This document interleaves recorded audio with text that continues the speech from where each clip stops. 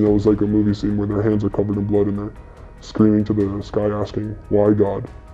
And then I saw his son. And he said that he had heard it on the news, and he showed me the article. I was just shocked. As someone who was there, I was like, none of this happened. There was a body of a dead girl cut open, and her body was booby-trapped. And at that point, I realized I needed to take a step back.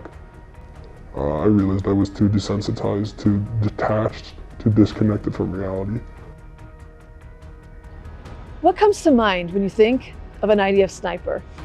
Depending on which side of the fence you're on, you will either envision the bravest of heroes, eradicating evil for the sake of a free Israel and a free world, or alternatively, a cold-blooded, genocidal soldier committing war crimes. But what are IDF snipers really like? Most of us will never meet a sniper, but what would you ask them if you did? Perhaps the most taboo question of all, how many people have you killed? Do you have any regrets? Or what do you truly think of the war between Israel and Hamas? As fate would have it, I met an IDF sniper, Staff Sergeant K, an American Jew who grew up in the States, making Aliyah to join the IDF. He had one particular role in mind, to become a sniper. Bump into him on the street and you would think he was just a regular guy. He possessed a cool calm, armed with a quick sense of humor and a somewhat stoic demeanor, a kind gentleman who held his cards close to his heart. To me, he seemed almost too normal. No external signs letting up the fact that just a few weeks ago, he was released from 10 months of fighting Hamas terrorists in Gaza. A rough estimate concludes there are about 650 snipers in Israel, making Staff Sergeant K and the likes of him a rarity. I sat down with him and we conversed at length about his lived combat experience, his kills and the effects of war, and how he deals with civilian life. Okay, thank you so much for your time. I really appreciate you sitting here with me and really sharing what's actually going on. Thank you very much for having me. How did you decide to make Aliyah and be drafted into the army? Well, the first main part was me being Jewish. I wanted to come to the Jewish homeland and serve my country. And the second part is I was a little bit bored with the life I had. So you were searching for meaning, purpose? I was searching for a challenge. Did you have anything particular in mind that you wanted to do when you got here? I wanted to be a sniper. A sniper? Why that? Why not something else? I always wanted to join the military from when I was a little kid. I wanted to be a sniper because I thought their role was very important, very hard, and it took a dedicated type of person with a certain mental state. I felt like I had the mental fortitude and strength, and I was mentally sound enough in order to do it. I was able to make hard decisions when other people couldn't. So you came here without knowing the language. What did your family or friends think about you going to a different country and drafting? All of my family was proud of me, supported me, was excited. So what's the process of being drafted once you get here? Usually the first step is going into the Lishkat Yus, the drafting center, draft office. And you have what's called a Tzav Rishon, or your first report, which is basically where they do all types of testing, ask you all types of questions, get all your information. Usually takes about a day, and then you wait for a draft date. So during that time you learned Hebrew, right? During that time I learned Hebrew thanks to the army. So you were accepted to be a sniper. What does your training look like from there on? Yeah, I was accepted to be a sniper after my 8 months of basic and advanced training. From there, you have to go through a shooting test, you have to go through a psychological evaluation, and you have to do a personal sit-down interview with your officer of the platoon and a couple of the other senior snipers in the platoon. After that, you go to a military base in the Milkaz in the middle of Israel, which is called Mitkan Adam, and there you go under your sniper course. What's in the sniper course? What does that entail? From basic knowledge of how the weapon works, what parts of the weapon you have, to close range. When I say close range, I mean 100 meters. 100 meters to, depending on the rifle you get, up to 1,300 meters. Target detection, being able to read the wind. There's mathematics, there's physics involved in it. Learning how to camouflage yourself in any surroundings, whether it's in the woods or the mountains or in the plains and a field. Those are just some of the things off the top of the head. And what about, mentally and emotionally? That part At least in my sniper course, I think that's something they more trust the soldier to build when he goes back into active duty. Because it's something, at the end of the day, you can take someone for a week to a range, a shooting range, and at the end of that week, they'll shoot amazingly. But you can't take someone for a week and get him to change the way he thinks. That's his decision. He's either born with it or he changes it, but you have to make that decision sometime along the line. Do they try to, though, prepare you, to caution you of what might happen? We get shown videos of, real life sniper situations. And what about the international laws of war? How do they explain, how to protect yourself in that situation? Depends on the mission you get. Geneva is a very specific, but also a very broad standard. Every mission has a different requirement depending on where we are, what's the means of the mission. It just depends on the mission. As the dust began to settle on the events of that horrible day, Israel geared up to engage in a full-blown war with 250 Israeli citizens, both Jewish, Muslim, and foreigners, taken hostage by Hamas. On October 27th, the IDF officially announced a ground maneuver, a historical moment as tanks lined up to cross the border. Commander of the Southern District, Major General Yaron Finkelman, sent the troops off to battle with these words. אנחנו יוצאים למתקפה על החמאס וארגוני הטרור ברצועת עזה. מטרתנו היא אחת, ניצחון. לא משנה כמה תהיה ארוכה הלחימה, כמה קשה, אין תוצאה אחרת מלבד ניצחון. So let's fast forward to the 7th of October. Where does that find you? I was on base in the West Bank on guard duty. It was about 6:30 in the morning, and a friend came up to my guard post, said, "Look at this," and showed me videos of what was going on in Sderot and all the kibbutzim.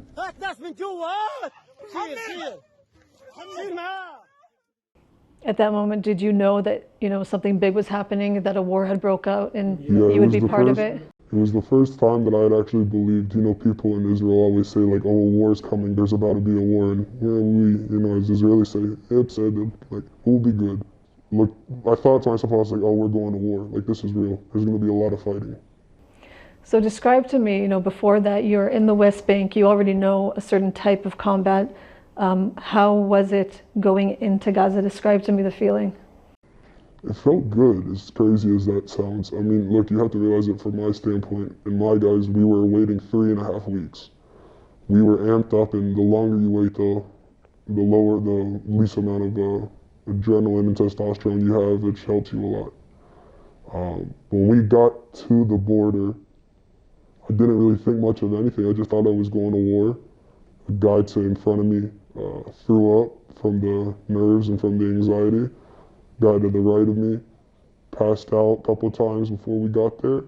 And when I took a step over the border, that was it. I was in Gaza. There wasn't too much thought behind it. It was just like, all right, let's go fight. So wait, break this down for me. You're telling me that you are literally crossing into an enemy zone where there are terrorists that are waiting to kill you. They're waiting to engage in combat with you, and you're not afraid at all? I told you I moved here for a challenge. So sounds like a pretty good challenge. Sounds like a good challenge, but there was no nerves involved? No, I could die, my family won't, ever see me again. Did that cross your mind at all? I could die thing, that's a good question. As long as I feel like I'm shooting the bad guys, I'm doing the right thing, God will have my back and protect me. That's how I felt. So there was almost an element of faith behind it? Yeah, absolutely.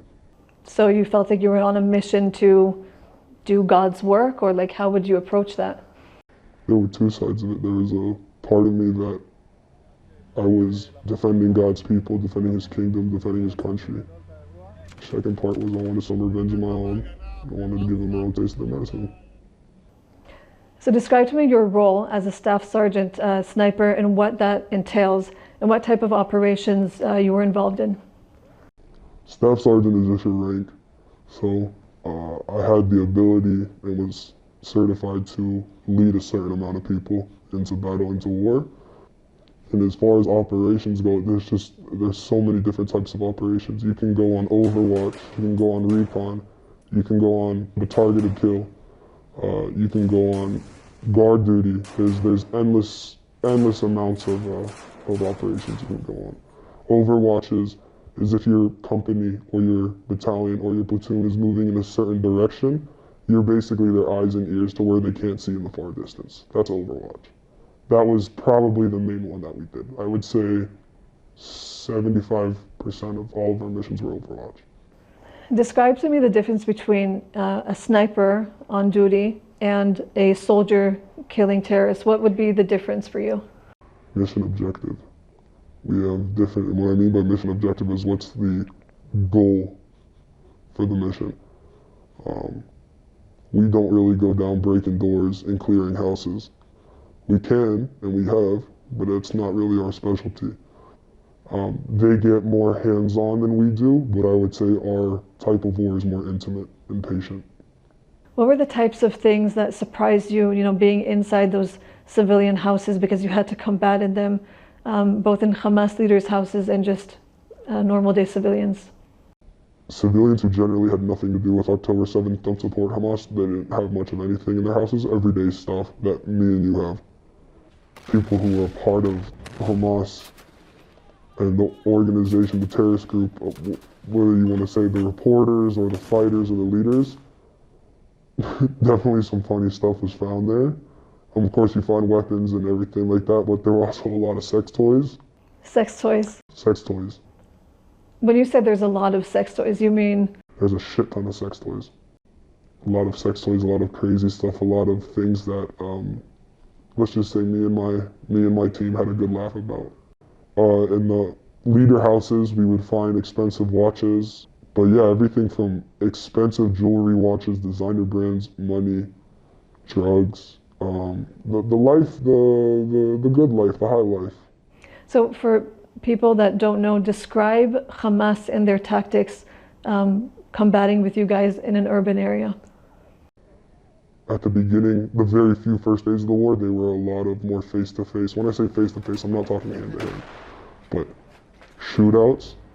As we progressed, it more led to ambushes.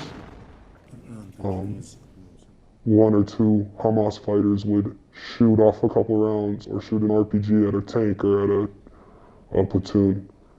And in turn, they would want us to chase them, basically following them into a trap.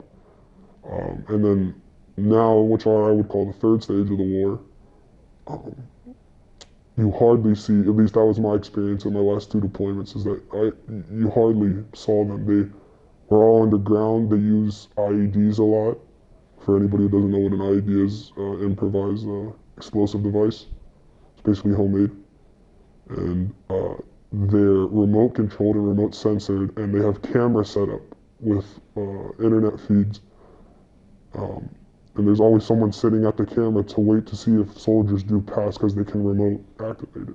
So what we saw on the 7th of October was that there were so many terrorists that came in through the border, but there were also a lot of civilians. Thousands of civilians. So I think people are expecting these Hamas terrorists to always be, recognizable in full uniform. But you're saying also that, they didn't always have uniforms. They could look like... They don't have full uniforms. The ones that were, no, they don't dress up. That's just what they wear. So they're not fighting, though, by anyone's rules, right?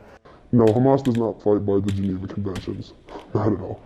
This is where the information Kay is about to share will cause your blood to run cold, exposing Hamas cruelties and propaganda, as well as what most are curious about, but perhaps too apprehensive to ask: his first kills and the many that came after that.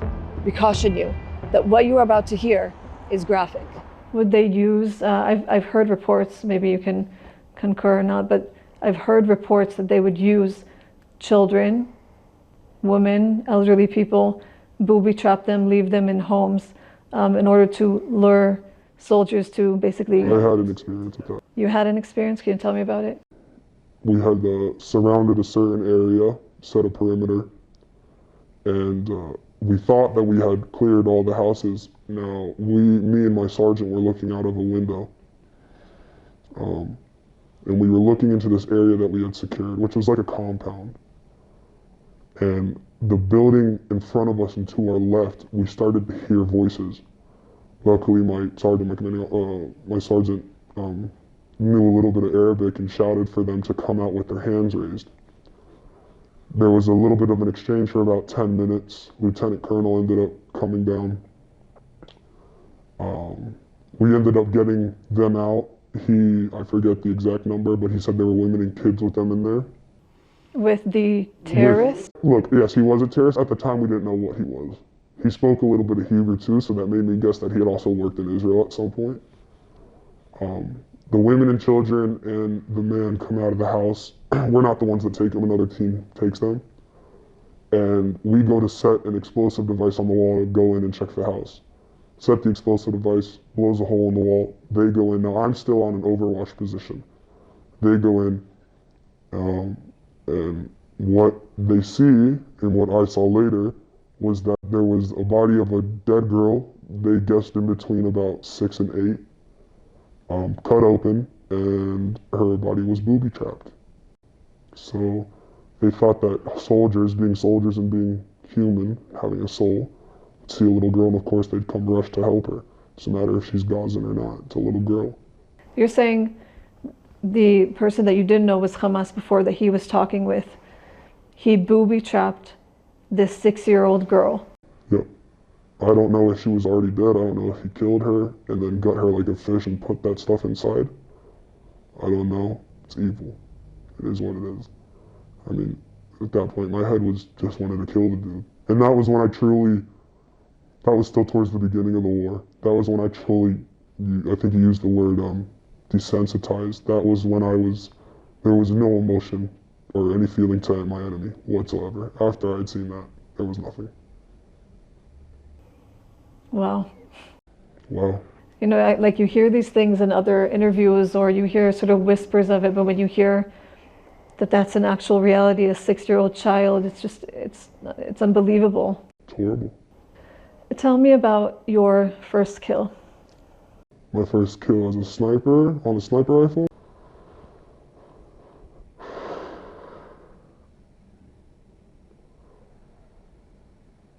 We were in the middle of the Gaza Strip. We had secured a perimeter around a certain building that we had information that there were Hamas fighters there. The job that my sniper team was given was to close off a certain direction, close off a certain sector.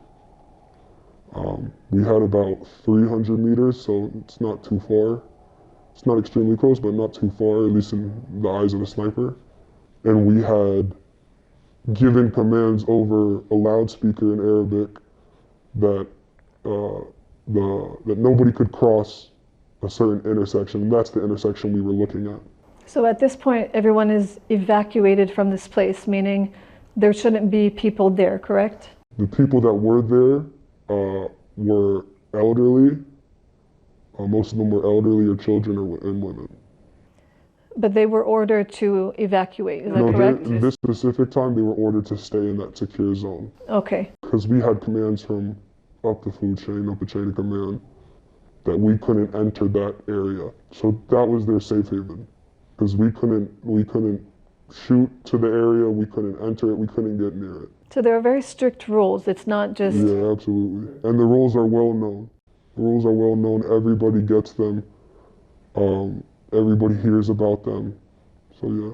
So that mitigates the possibility for errors, right? Yeah, you said it perfectly. Mitigates the possibility for errors. It saves your own back, saves your own skin. We had playing over the loudspeakers in Arabic commands of not to go past this certain intersection. And we had it playing for about an hour on full volume. We had about 4 or 5 people come to the intersection and think about crossing, and our orders were if anybody crosses, put them down. We gave about 4 or 5 warning shots to the first 4 or 5 people, and that was over the span of half an hour. Because the assumption is if they are there, they have no good intentions, right? Because everyone has been warned, Yeah, they don't have a reason to be there, right? I think you can call it an assumption. I think you can also just call it logical reasoning and logical thought. There's nothing over there. You know, if they had crossed the intersection and kept going another 100 meters, they would have met the IDF forces. Everything was blown to hell. Everything was destroyed. There wasn't food. There wasn't water. So there's no reason to go over there. After the final warning shot, about 15 minutes later, I see a man coming, I would say in about his 40s, and he stands on the corner of the intersection and kind of looks towards our direction, peeks around the corner and looks at our direction. So he knows what he's doing. He's aware of the situation. I update my sergeant about what's going on, kind of give him the details, and he says, "You're clear hot. You're cleared to fire. This is your decision." So I waited. He was still peeking around the corner, looking, and then he started to do this very, like, almost like a speed walk. Like, he didn't want to give himself up too much and run, but he wasn't, he was trying to get out of there. I had my scope lined up on him, switched my safety off, had my finger on the trigger, just started to squeeze, and then all of a sudden I hear a burst from a 50 cal on the tank that saw him, because they also had the same orders that we had not to let anybody pass. So right as I'm about to press the trigger, the 50 cal throws a burst of rounds, misses him, but he starts running. So I have maybe about half a second to adjust my aim and take a shot. So I was able to get my cross. A cross is the markings that you have on in a sniper scope. And I was able to get my cross on his hip, shot him in the hip. He kind of jumped up. That's a very common thing when people get shot in the leg, the adrenaline's pumping. You kind of like give a little jump. He jumped up, fell down, saw his leg bleeding out. He tried to get up again, fell down, passed out, and I would say about 20 minutes later they came in. When I say they, the Palestinians in that area came and got his body. They came without shirts on, with white flags or white sheets or white shirts, whatever they had. Came in their boxers, and that's it, and took his body away. When you describe it like that, I'm imagining it in my head, but how does it feel to be the one to pull the trigger? Now or at the time? At the time and now. I didn't feel anything at the time. At the time, it was the only thing I felt was the kickback of the rifle. And I don't feel bad saying that. He's my enemy at the end of the day. One of my favorite quotes is, the object of war is not to die for your country, it's to make the other guy die for his. He was prepared to die that day, and so was I. And I was the one who came out on top. I'm a man of somewhat a religious faith, so after my kill, I sat back, prayed, and smoked a cigarette. I didn't pray for forgiveness. I prayed for understanding and wisdom. But I didn't feel bad. I didn't really feel anything. Of course, every sniper will tell you that first kill, there's a little bit, I don't want to say excitement, but we can call it that, a little bit of excitement of, hey, everything I was trained to do so vigorously, I was able to do. But after a minute or two, that wears off, and that's just a part of your job. You move on to the next one. And I had another one about 10 minutes later. So was it the adrenaline that makes you feel maybe disconnected from it? Because eventually, at the end of the day, this was a man, whether he's a terrorist or not, that had a life, had a family, had, people. And without you pulling the trigger, he would have continued to live. So how does that sort of connect to what you are saying? Because you're describing a physical sensation. But how is it in actuality when you look at the reality of what that is? Of taking a man's life. He knew his consequences. He knew he shouldn't have been there. I don't feel responsible for it at all. It's like if you tell an adult, don't touch the stove, it's hot, and he touches the stove. It is humbling realizing that you are able to end a human life that quickly. When I say humbling, it just puts things into perspective, especially as a sniper. Because there were times where I was looking for enemy snipers and they were looking for me. And I was sitting in front of a little punched out hole in a brick wall, and he was probably doing the same. And we were just playing hide and seek, cat and mouse. And at that point this was about 3 months after my first kill. And at that point is when I kind of was humbled by the whole ordeal of it, of, wow, literally at any point this can be over, so I gotta be right with my maker and I gotta be right with myself. But that's how I felt. That's how I felt about it. There wasn't any remorse. I don't regret anything. I'm secure with it. So you had, I'm sure that was, your first kill, but not your only kill. Was there a certain point in which you did think beyond that and think about, their families or their faces? Yeah. It was my third kill. The mission or operation was that we had information that there was a specific building being used by Hamas fighters and Hamas scouts. We had evidence, we had video footage, we had audio recording, messages sent.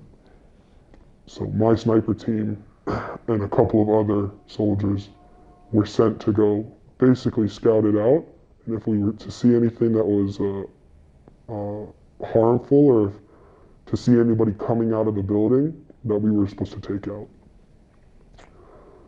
We had been there for about 4 hours at this point. I had been on the rifle once already. I get back on the rifle and I see this guy, and he's looking in the direction of the building that we were scouting. And I see a guy come out of the building a little bit, kind of like open the door to kind of just not stick his head out so much, but like I could see someone open the door, and they were conversing, they were talking, they were screaming. Now this was about 330 meters away, so I couldn't hear anything. But I knew that he was talking to a Hamas fighter, or a member of Hamas. In the 4 hours that we had been there, we had seen over 15 men between the ages of 16 and 45 go in and out of that building. And the 2 days before, there was footage of over 40 men, ages 16 to 45, give or take, going in and out of that building. No women, no children, no elderly. We were tasked with taking out anybody that was a threat or suspicious and could harm us in any way. This guy was talking with a guy that was in the house, was in the building, and the man that was on the street had a can of gas, and not gasoline, but gas that's used for grilling, which can be made into explosives. And he started to wave it around and act very just weird, bizarre. He started waving it around and doing the motion of as if he was going to throw it. Now, he didn't know specifically where we were, but they knew that there were IDF forces in our general direction. The dude was whacked out. He was yelling and screaming, and I just remember seeing this look of pure hatred on his face. Just pure hatred. And he hadn't seen any soldiers. He had no contact with the IDF that day that I know of. But just this look of pure hatred and this yelling and what looked like to be cussing. I didn't hear him, but that's kind of the vibe I was getting off it. And I look at my commanding officer and I say, hey, this guy has a gas can. He's acting like he's going to throw it. He made contact with people in the building that we were watching, so we knew that he at least was aware that there were members of Hamas there. And I didn't like the way he was acting, and I looked at my commanding officer and said, I want to take this guy out. He says, well, you're cleared, it's your decision. And I would say I probably had him on my cross for about 15 seconds before I took the shot, and just kind of deciding whether or not I wanted to do it. And he kept getting closer and closer to our position. Still with that look of hatred, just pure hatred towards the Israeli people, towards the Jews. And he cocked his hand back very far with the gas cannon as if he was going to throw it. And at this point, he was at 330 meters. Now he was probably at about, I would say 275, 280. And for me, that was too close. And when he cocked it back, looking like he was going to throw it, I put my finger on the trigger. At the same time, he put the gas can, kind of lowered it, and turned around really quick to where his back was towards me. And I put 2 in his spine. Put 2 in his spine, The dude just shattered his whole back. Feel good, update my chain of command and my commanding officer. Say good work. About 20 seconds after that, I hear screams. And I look back in the scope and I see a woman who looks to be his wife, around the same age, a elderly woman who looks to be his mother, and that was my assumption because they were holding and crying the body. You know, it was like a movie scene where their hands are covered in blood and they're screaming to the sky asking, why God? And then I saw his son. And his son wasn't scared. At least that's not the look he gave. And he wasn't, I felt like he kind of was like me in a sense. Like he was just detached. And it was like another movie scene where he didn't know exactly where we were, but he looked in our general direction and it looked like he was looking me directly in the scope, you know, one of those iconic movie scenes. And I just thought to myself, did I just make a terrorist in 15 years? In 15 years, is he going to be a terrorist? Because someone shot my dad in front of me, and I'm that young and that impressionable and I don't know what's right or wrong. I probably want to avenge him. And that's when I kind of realized that even if we, quote unquote, win this war, we're just causing another problem for the future. But there's also no way around it, and you have to defend your people. So after, you know, so many kills, was there a point in time where you thought, wow, I am really completely desensitized, and it sort of scared you? Yeah, I had talked to a reservist soldier who was also a sniper, and he had asked me how I was doing, and I gave him, you know, the typical response, oh, you know, it's crap, it's war, but it's a privilege to be able to protect the country and serve. And he said, how are you really though? I said, you know, it's hard, man, but I'm good. And he said, did it turn into a competition? That's what he asked me. Now what he meant was, did the killing turn into a competition? But all he said was, did it turn into a competition? And I just looked at him and I said, yeah, it did. And at that point I realized I needed to take a step back. I realized I was too desensitized, too detached, too disconnected from reality, which you have to be in war. But that was when I kind of realized, like, I'm talking about this as if it's a stat sheet.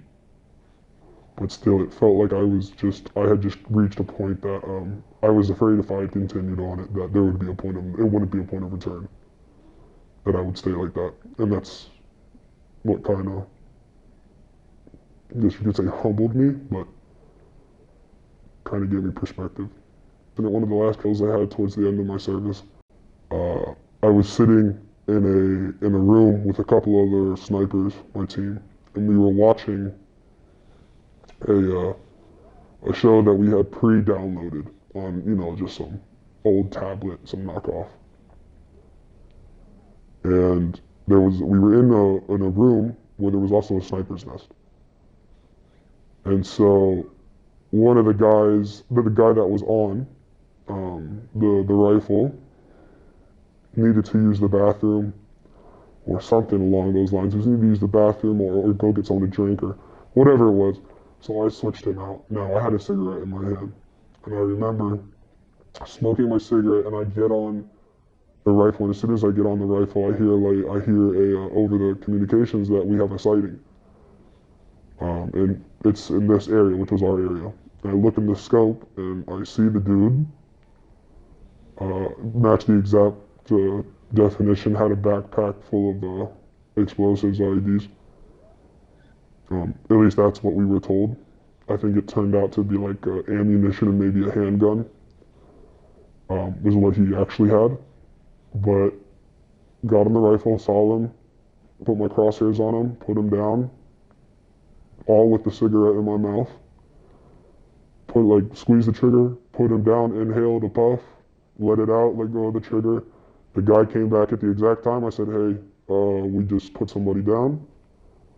Be on look, be aware. Get back, I want to watch the show. Went back and started watching the show, didn't think twice about it. That was just my job. That was reality. So you almost have to be desensitized on purpose. Like you're not allowed as a sniper really to feel, because as you Especially said, as a you sniper. had maybe 1 second to decide what you're going to do. Do the emotions come later at some point? I'll let you know when they come. So you're still at the phase that you're now over 2 months out of Gaza, right? After being there for 10 months, you're still sort of in the same mindset or the same feelings? No, it's definitely a different mindset. I'm not in war anymore. There are still ramifications and effects of being in war that long. The feelings do eventually come. It's more of a humbling sense, but I'll be clear, when I say feelings, I don't want people to, at least it wasn't in my case, I don't want people to think that there was this overwhelming emotion. It wasn't like that. It was more of just an understanding with myself. I know a lot of snipers sometimes are not okay with what they've done. I think when you're secure with something that you've done, you take it as is. You try to learn from it. You try to improve for the next time. But at least in my position, there wasn't much emotion. Okay, so from an outside perspective, I'm sure you've seen, the situation in the world. There's so much anti-Semitism. There's so many protests that are pro-Palestine, anti-Israel. And as a person who lived abroad for over a year, and I could see what they were showing on their news and what I could see on our news, it was completely biased. Like there was no question about it. And I'm wondering for you how you would describe those images as a person who has actually been on the inside, because what they see is that Gaza is in ruins. They think that there is a genocide happening. They think that the people are being starved. Most of Gaza is in ruins. That is true. I mean, it's a war. It is what it is. I've had conversations with people who have made outlandish statements. I'll give you a specific example without too many details. They were talking about a specific operation that was very big in the news, and very big around the world. Everybody probably watching this video read about it, listened to it, something. And I was a part of that operation. Basically, the person that was talking with me accused and said that we had done unhuman things, that we were killing elderly and we were killing babies. And he said that he had heard it on the news, and he showed me the article. I was just shocked. As someone who was there, I was like, none of this happened. There was just no concrete evidence. There wasn't a shred of anything that backed up what they claimed. And I don't want to use the word I lost respect, but I just lost faith in anything news-based. And that goes for anything, whether you're conservative or liberal or everything. Lost faith in it. Let's talk a bit about your sniper's platoon and the relationships that you formed with them. How, you're going into war. Mm-hmm. You have these people that in the beginning they're complete strangers, and yet you are trained together to also have each other's back. It's literally the difference between life or death, your cooperation or the lack of cooperation. How close do you become in that situation? Like brothers. Like brothers. Yeah, it's the old military stereotype. It's, brothers in arms, but it really is like that. Even people that you'd hate, you take a bullet for. No matter how much you don't like them or even hate them, you have a general respect for the man himself for still being there. And that alone is enough to take a bullet for him. So for anyone listening to this, it might sound like, it's all just 100% completely intense, but you also have, quote unquote downtime or waiting time or the time that you're waiting. So how does that look like? What are the conversations like, or do you have any fond memories? An unlimited amount of stories that I have in my head. But you talk about everything from when you're getting out of Gaza the next time, to what food you want to eat when you get out, to women, of course, to guns, and if you're in the sniper's platoon, you talk about kills every once in a while. Well, a lot. So you were injured twice.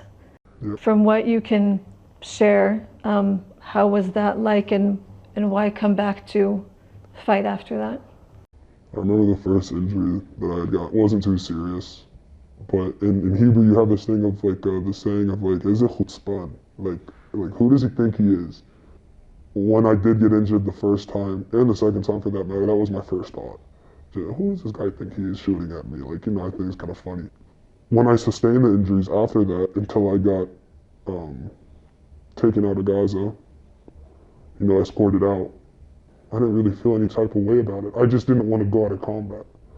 The only thing I ever thought about was just maybe the possibility of how long is this going to take me out of the fight. Which the first one wasn't that bad. I was maybe out for a couple of days and gave up on the rest of my time at home to go back and fight. The second one was a little bit longer than that. It was a more serious injury, but thank God everything's good now. Talk to me about the physical challenges that you would experience there, because it's not like you have a specific base with comfortable circumstances. How does that time look like?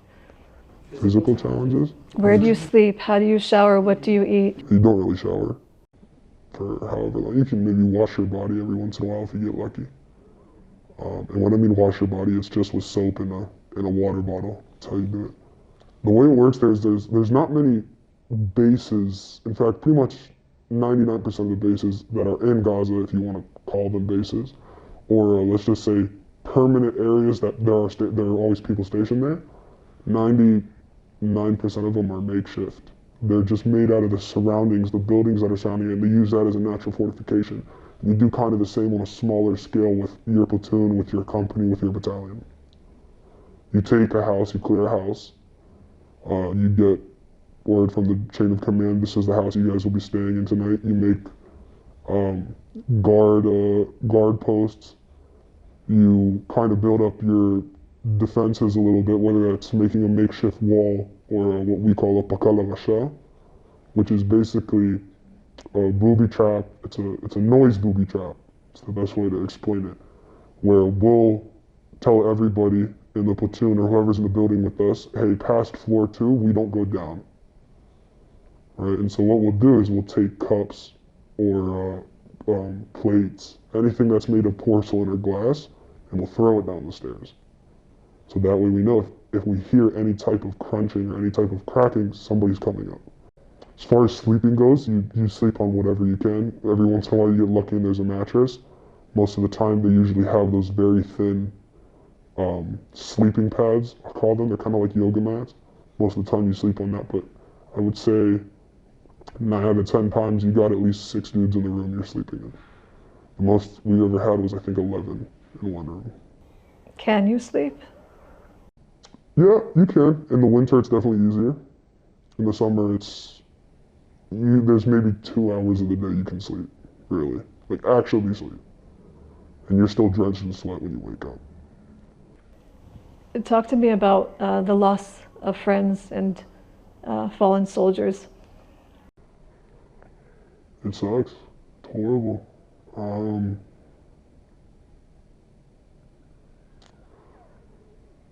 The feelings that I have experienced haven't been overwhelming. I think that's just still a side effect of being in war for almost a year. You have that initial thing of I can't believe they're gone. But you don't really get a chance to think about it. And you can't either. You can't really let it affect you because then it affects your job and it affects your performance. I have an example of a friend died from an IED and I saw the explosion in my scope. He wasn't my best friend ever, but he was a guy that I would sit, have a cigarette with, talk, we would shoot, we would, chop it up.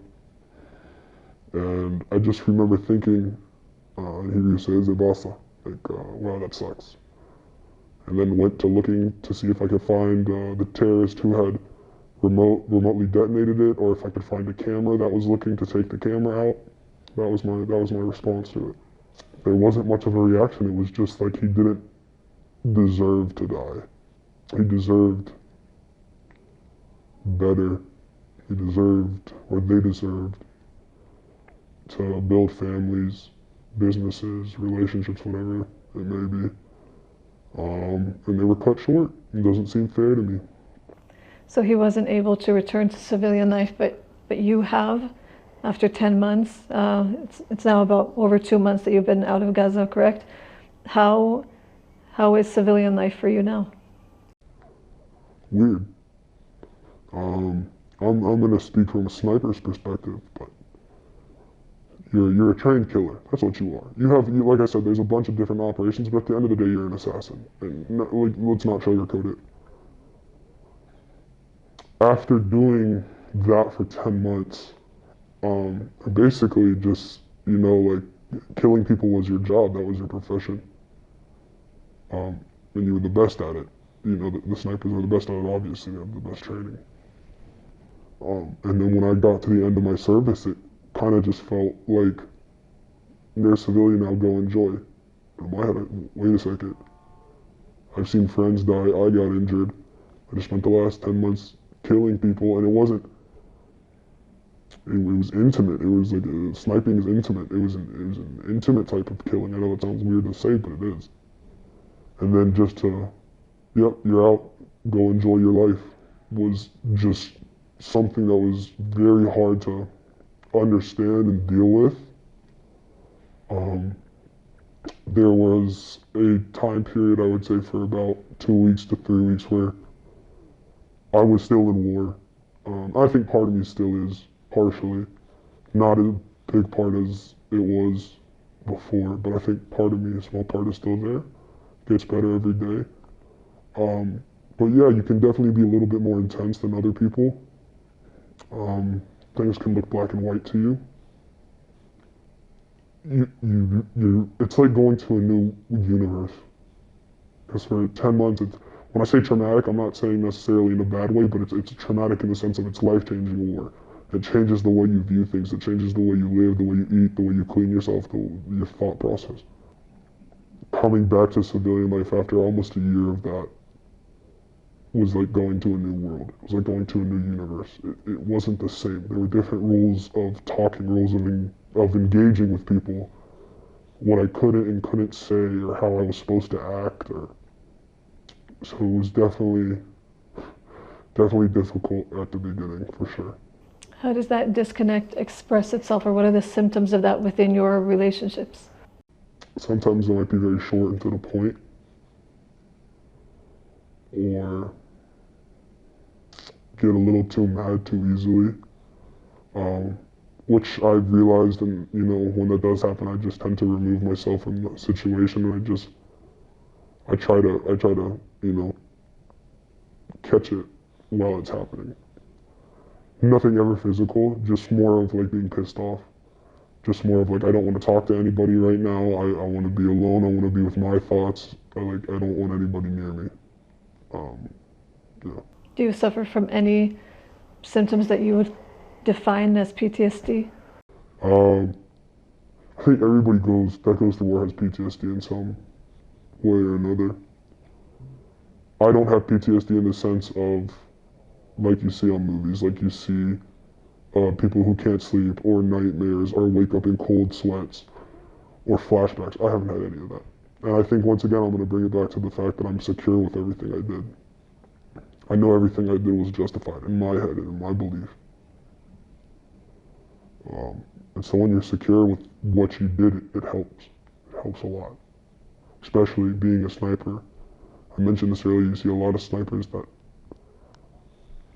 have these flashbacks or have these dreams or nightmares or visions or whatever you want to call it, these side effects of the war that hinder them in such a meaningful and impactful way. And I believe that it's because they're not, and I can't speak to everybody, but I believe it's because they're not 100% secure with what they did. In 2020, the number of IDF soldiers who suffered from PTSD stood at 5,500, with released soldiers protesting the government's neglect and lack of sufficient support in their civilian lives. Since the war, that number has steadily grown, with experts predicting a high surge after the war. As new cases of soldiers committing suicide are being released from duty over mental and emotional distress, I wondered how Kay handles the aftermath of the war in civilian life, the stigma of the role of a sniper, a constant reminder he is not like everyone else.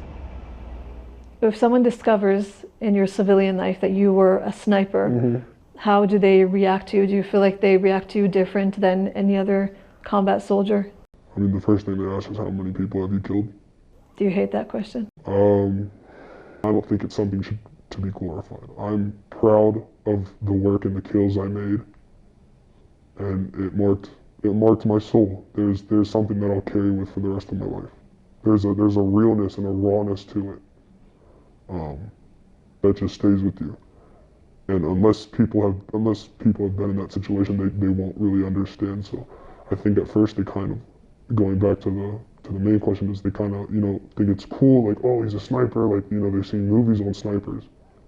Is there an element of sort of loneliness or feeling misunderstood, sort of that Absolutely. disconnects you from people? Yeah, I don't think I'm going to speak specifically about the war that we're going through right now. I think every combat soldier or warrior feels that.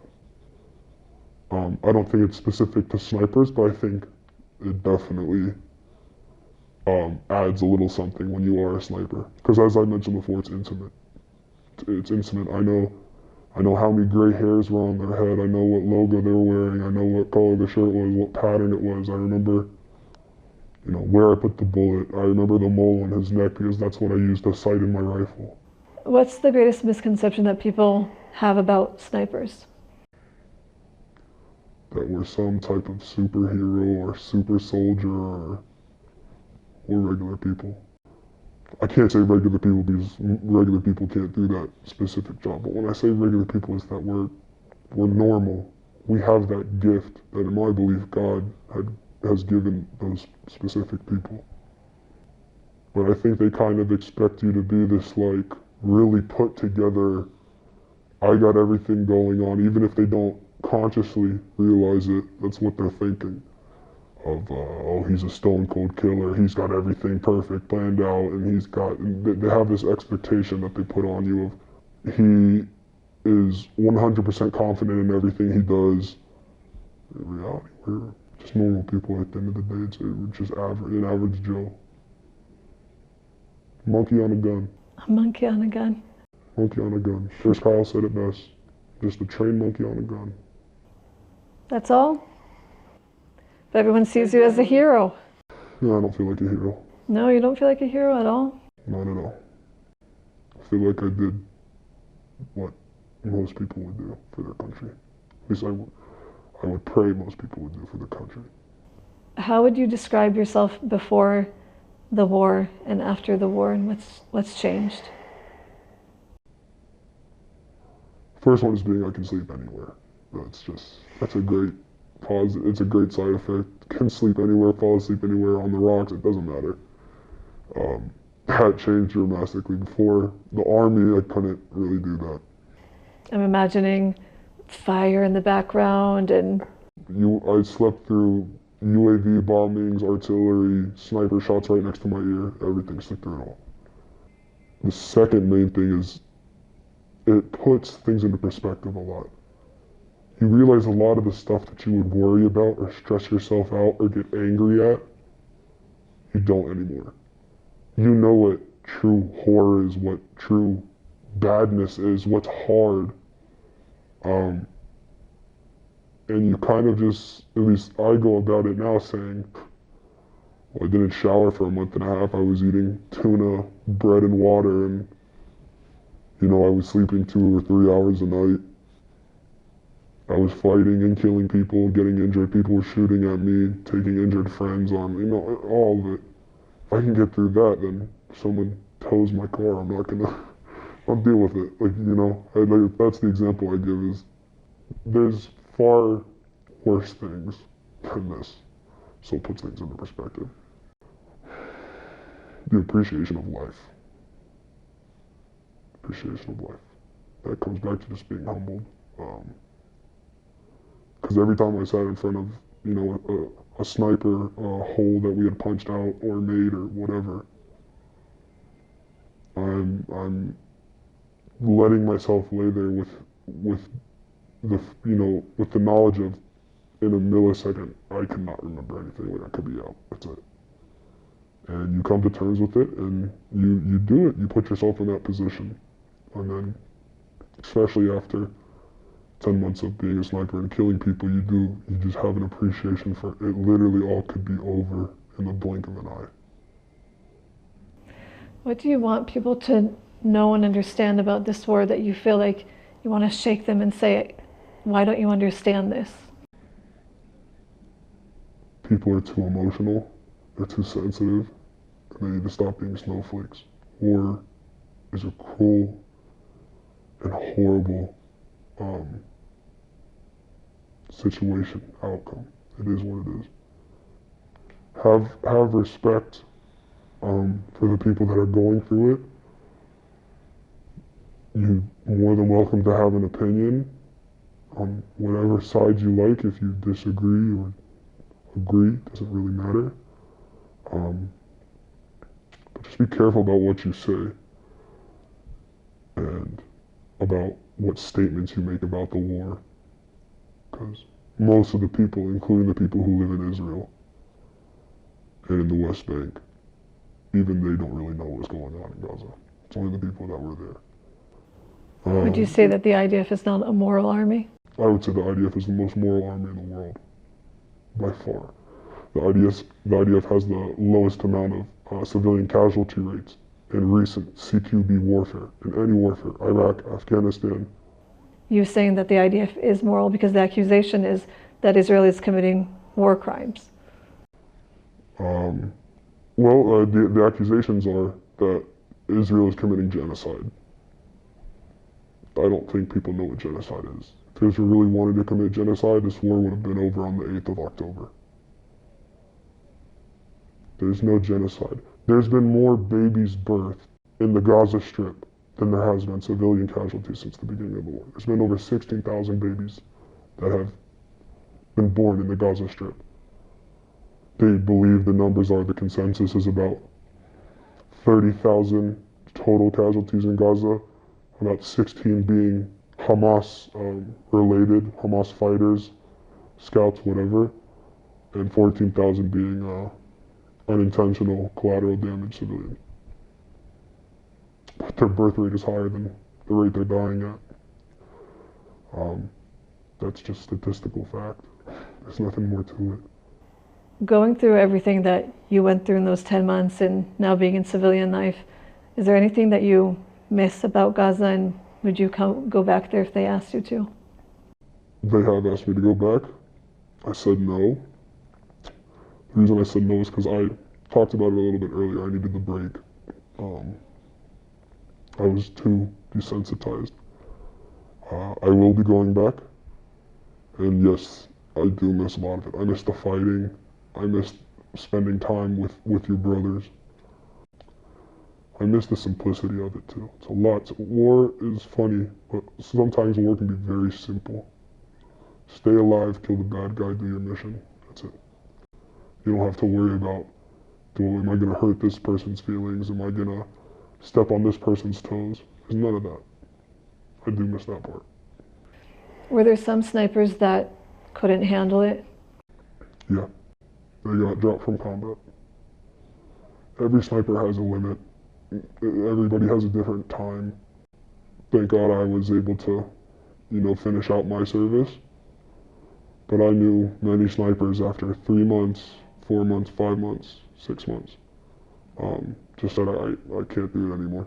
They were fried, and I understand them. Did they get help from the army after that with psychological help or therapy? Yeah. Did you take that option? No, I did not. Why not? That's stuff I gotta deal with, and I think when I'm ready, I'll make that decision to go see someone, because it will happen. I'm pretty stubborn. I want to see if I can hammer out a couple of things by myself first, but it will happen. I made that decision with myself, because at the end of the day, it's not, I can get fine by myself, but the people that are going to be affected by it in the long run are my family, my future wife, my future kids. It's not fair to them. So that's why I'll do it. Is there any last comments or anything that you would like to share? Yeah, if you do happen to see a sniper, meet a sniper, depends on the relationship you have with them, but don't glorify what they did. When I mean the word glorify, don't praise it. In my opinion, it's not something to be praised, it's something to be proud of, not praised. Be very mindful of how you interact with snipers specifically, but any member of any armed force. But yeah, no, the glorification of killing, I think, that's my biggest thing. That is, I wish people would have more of a respect for it. Yeah, that's it. That's really important. I for one, will try and keep that in mind. Thank you so much, Kay. No problem. Thank you. As young men go off to war, willing to lay down their lives, it is soldiers such as Staff Sergeant Kay that will tell you that they only did what any other Israeli soldier would have done. His story is one of many, but more accurately, the story of all. It begins and ends with the love of country and love for its people. His closing comments summarize the true intention and humanity of the man behind the rifle. It's something to be proud of, but not praise, proving that the end game for any sniper is not the number of terrorists he kills, but the number of lives he saves by pulling the trigger.